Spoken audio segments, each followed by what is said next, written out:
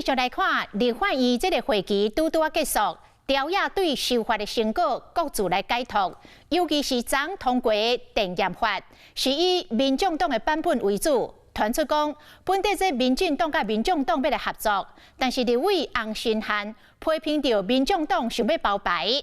张启凯讲，郭文摕听到真生气，所以双方的合作才会破局。民进党的立委吴思瑶是靠说到民众党伤过玻璃心了。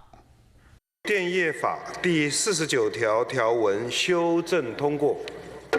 甲电费钱调整有关系，电业法第49条的修正案以民众党的版本三读通过，明定未来电价费率的审议会专界代表上无爱一半。听讲本来你甲北要合作，因为一句话变调。洪申翰竟然讲说，我们有个地方跟你不一样哦，我们把德改成英。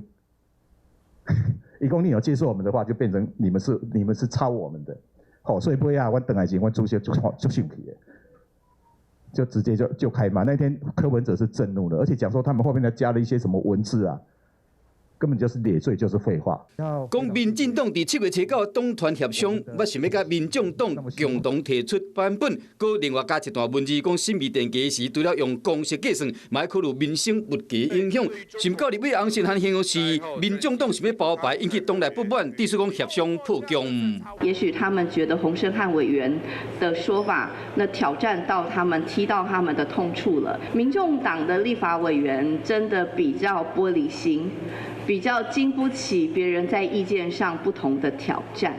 要这个会期，南北联手做伙通过，邀请总统赖清德到立法院国情报告的决议一通过。总统府虽发出声明，强调为了尊重宪法的严肃性，但宪法的法庭裁判前不宜采取行动。他是不会答应的。